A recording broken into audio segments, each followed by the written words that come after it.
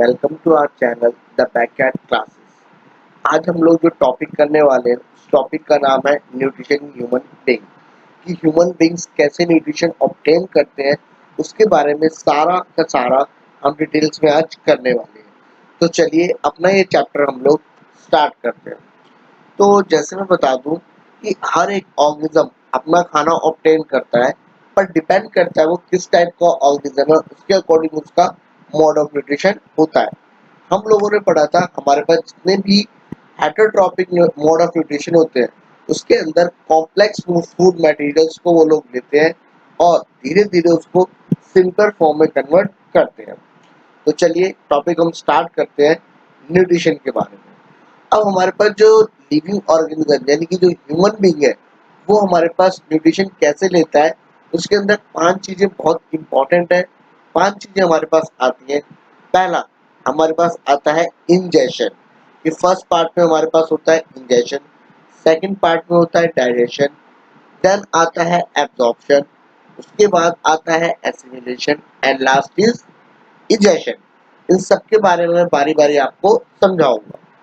अगर हम बात करते हैं इंजेशन की, अब जो वर्ड है यहाँ पे इंजेशन, इस इंजेशन वर्ड का मतलब होता है intake of food. It means अगर एक ह्यूमन बीइंग या एक एनिमल फूड को मुंह के अंदर रख रहा है, इनटेक कर रहा है, उसको चबा रहा है, मुंह के अंदर जा रहा है उसका खाना, इट मींस वो आपका इंजेशन के अंदर आएगा। अब हमारा इसोफेगस के थ्रू या फूड पाइप के थ्रू खाना बॉडी के अंदर जाता है।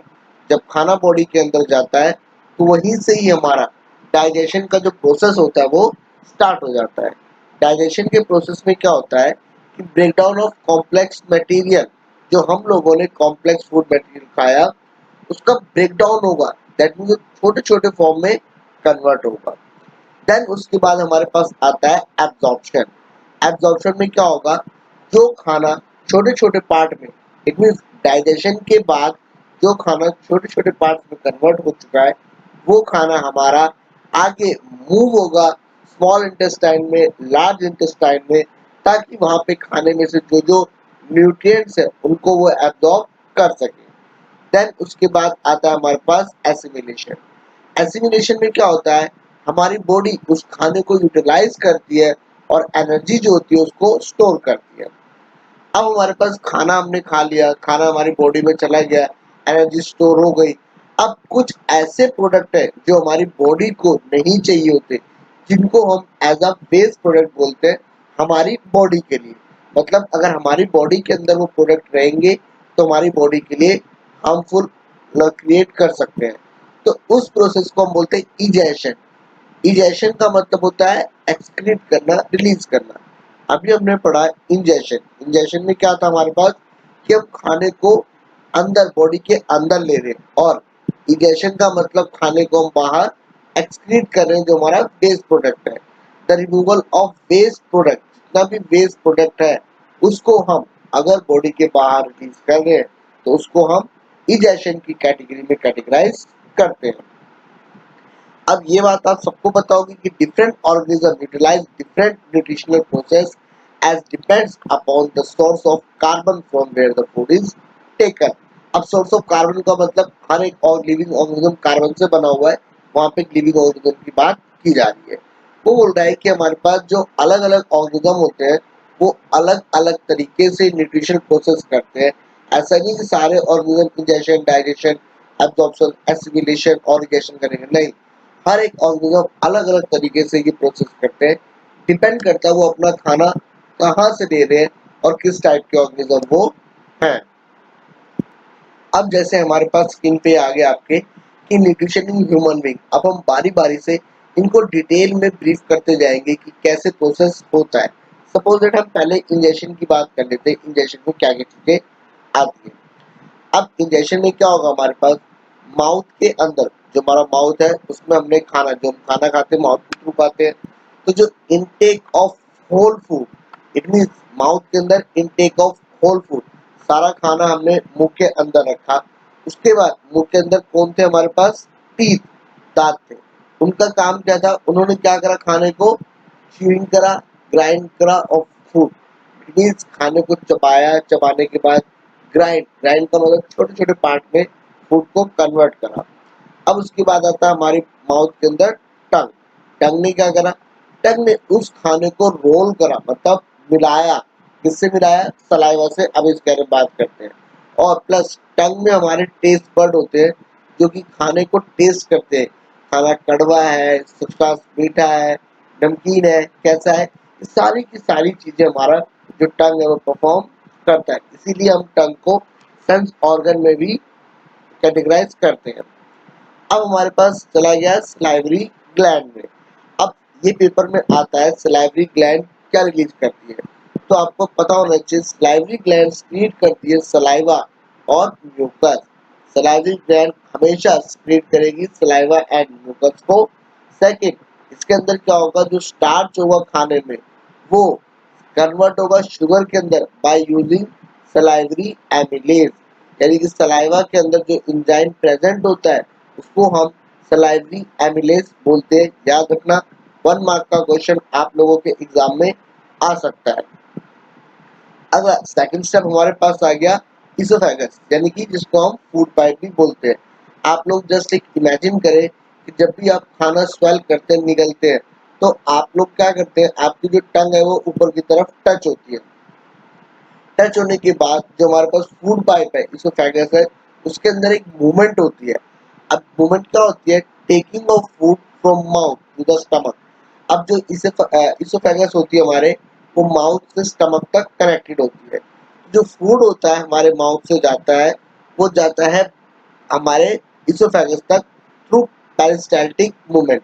पेपर में आएगा व्हाट इज पेरिस्टाल्टिक मूवमेंट, तो आपको पेरिस्टाल्टिक मूवमेंट का आंसर क्या लिखना है, the contraction and expansion of muscles of oesophagus, या आप सिंपल बोल सकते हो द कॉन्ट्रैक्शन एंड, जो आपका कॉन्ट्रैक्शन होता है और एक्सपेंशन या रिलैक्सेशन ऑफ फूड पाइप या इसोफेगस, उसको आप बोलोगे पेरिस्टाल्टिक मूवमेंट। ये आपका 1 मार्क में आ जाता है। अभी तक हम लोगों ने क्या करा, माउथ में हमारे पास खाना था, टीथ में गया, टीथ ने चबाया, टंग ने रोल करा, उसके अंदर सलाइवरी ग्लैंड ने माउथ के अंदर सलाइवा स्क्रीट करा और म्यूकस स्क्रीट करा, जिसने क्या करा, स्टार्च को कन्वर्ट करा शुगर में with the help of salivary amylase.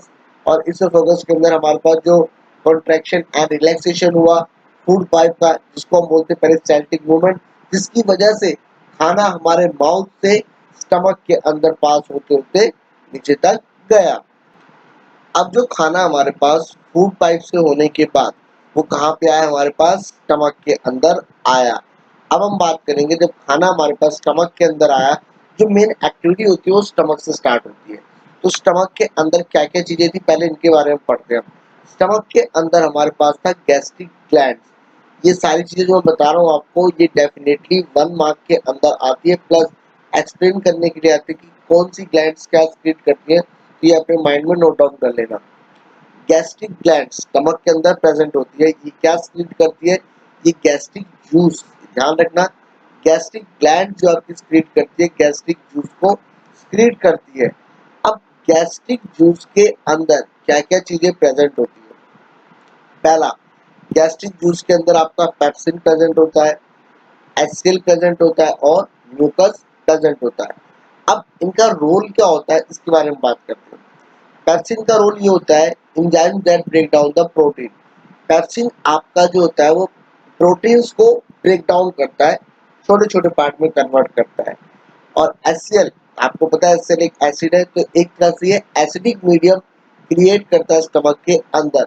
अब ये जो एसिडिक मीडियम क्रिएट करता है वो क्यों करता है, क्योंकि पेप्सिन तब तक काम नहीं करेगा जब तक उसको एसिडिक मीडियम ना मिल जाए।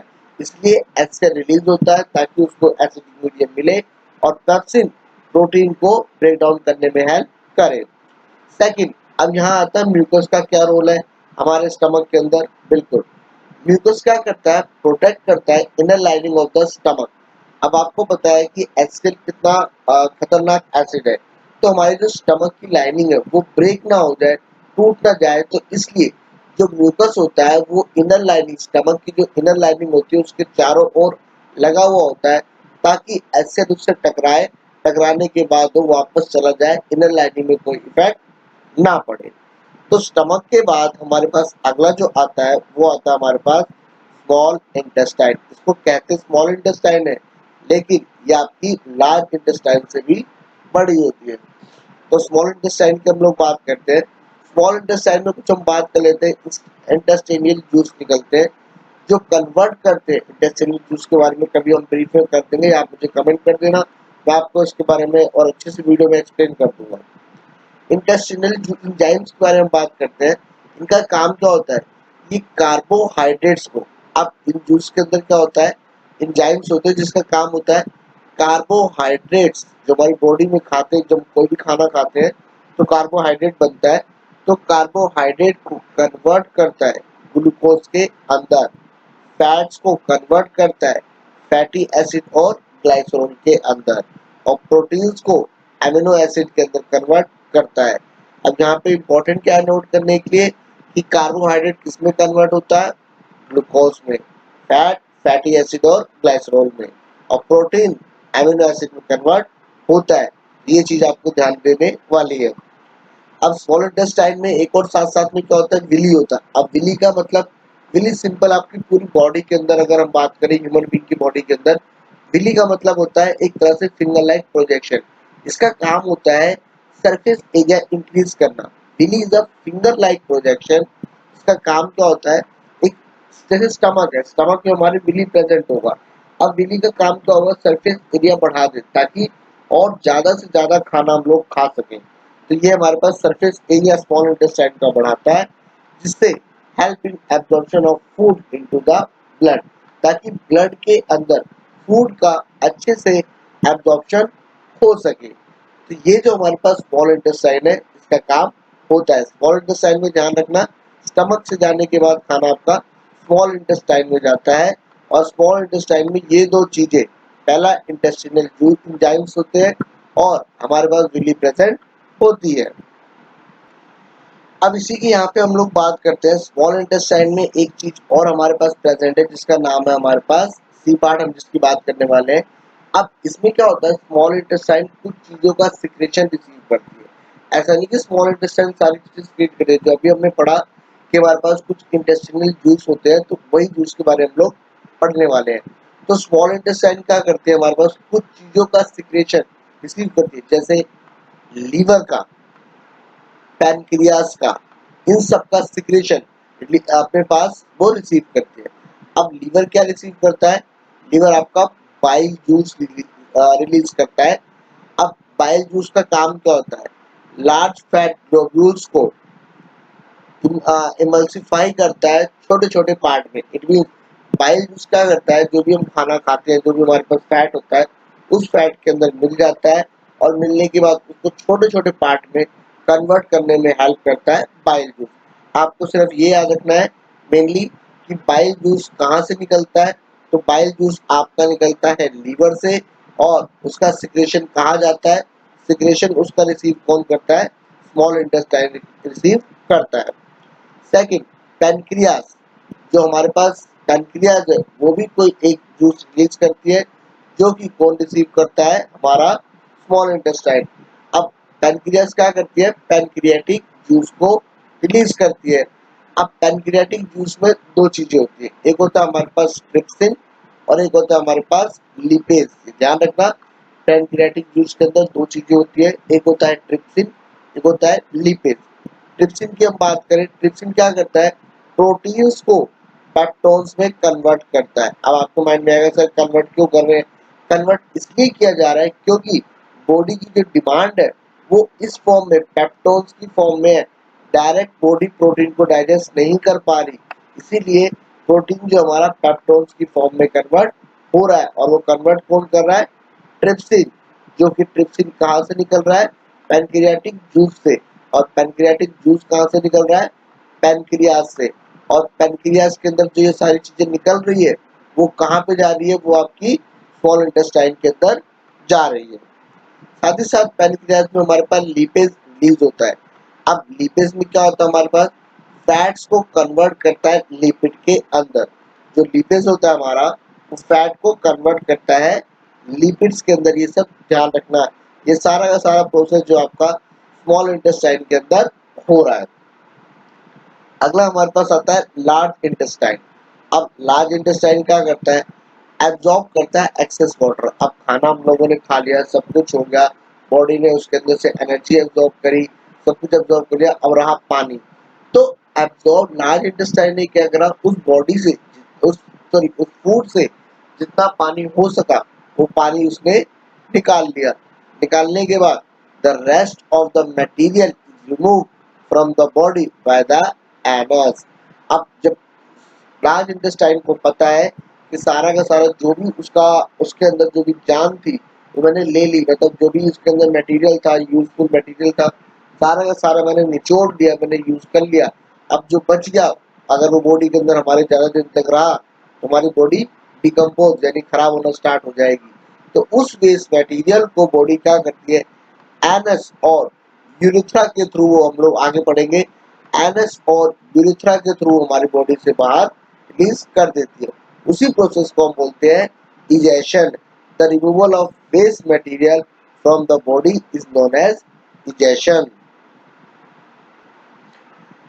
तो ये रहा हमारे पास एक डायग्राम, एक ह्यूमन डाइजेस्टिव सिस्टम का हमारे पास एक नॉर्मल डायग्राम है, वेल लेबल डायग्राम है, एग्जाम में आ जाता है। कभी कभार आपके एग्जाम में पूरा डायग्राम ड्रॉ करने के लिए आएगा कि डायग्राम ड्रॉ करो, नहीं तो आपके पास सिंपल डायग्राम दिया होगा, उसमें आपके ऐसे डैश लाइन आपको दिया होगा और ये आपकी चीजें नहीं दी होंगी। आपको लिखना होगा कि टंग क्या है, इसमें पेट्रोइड ग्लैंड क्या है, सलाइवरी ग्लैंड क्या है, ये आपका फेरेंस क्या है, स्टमक क्या है, पैनक्रियास कहाँ होती है, लार्ज इंटेस्टाइन कहाँ होती है, स्मॉल इंटेस्टाइन कहाँ होती है, ये सारी चीजें आपको एग्जाम में पूछ सकता है। तो ये बहुत अच्छा है, एक तरह से नीट एंड क्लीन डायग्राम बना हुआ है।